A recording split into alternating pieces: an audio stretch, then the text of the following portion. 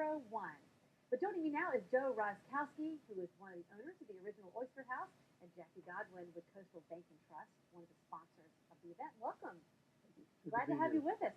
We're going to talk about the event in a minute, but first, we've got to talk about this delicious dish right here in front of us. We're about to roll out Fire-Grilled Oysters at the original Oyster House starting Wednesday. We put in a brand new grilled oyster kitchen at the causeway, 7-foot oyster grill. We're going to be flaming some oysters. I love it. And fire grilling them. I cooked some off this morning at the restaurant. Unfortunately, we don't have a grill here, right. So I'm going to do them in the oven. Okay. And we'll start out preparing them real quick. What I've started out with was a little bit of garlic butter, and the recipe, I believe, is on the website. Yes.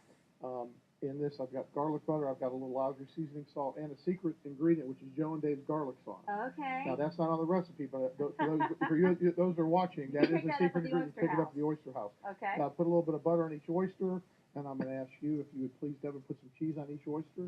Okay, I sure will. This is a little bit of Parmesan and some kind of...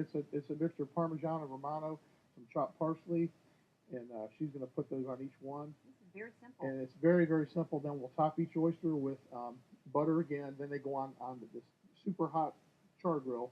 They start bubbling up, and they get real tasty, and they brown. The flame comes up, and we also actually have an oyster cam overlooking the grill. So if you come into the restaurant, you can look at the oyster cam, see the oysters being grilled, and they're really, really good. We sampled some out over the weekend, and we're going to give samples away actually Tuesday, providing the weather holds. And then Wednesday we officially start serving them, so we're looking real forward to it. Oh, that's great. Well, let's talk about tomorrow night, and we're hoping that the weather will hold out for all the folks who will come out for cuisine for kids. If you haven't taken part in this event, tell us about it, Jackie. Well, it's an opportunity for citizens to support the center by going out and having lunch. And as you said, there are 40 different restaurants, 45 locations, and they give a portion of the proceeds. Okay. Now, this is lunch and dinner, or just lunch? Just from the day's proceeds. Okay, the whole day. Part of the proceeds, and over 40 restaurants here locally are participating, I understand. Right. So if you have a favorite restaurant, it's probably on the list. You could just look at the Child Advocacy Center website. And this will allow the center to continue the great work it does in our community. That's absolutely right. We've got they have approximately 28 professionals representing 7 different agencies that are administering counseling to children that have been exposed to physical and sexual abuse.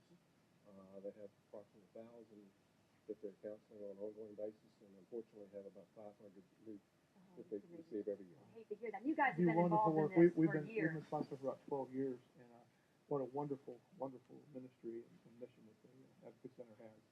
And real excited to be part of it. Yeah, so hopefully a lot of folks will come out to the original Oyster House and any of the other restaurants that are participating tomorrow night. We're keeping our fingers crossed that the event will go on as planned. If not, check out the Child Advocacy Center website, and you can see when it may or may not be rescheduled. The numbers on your screen, 432-1101.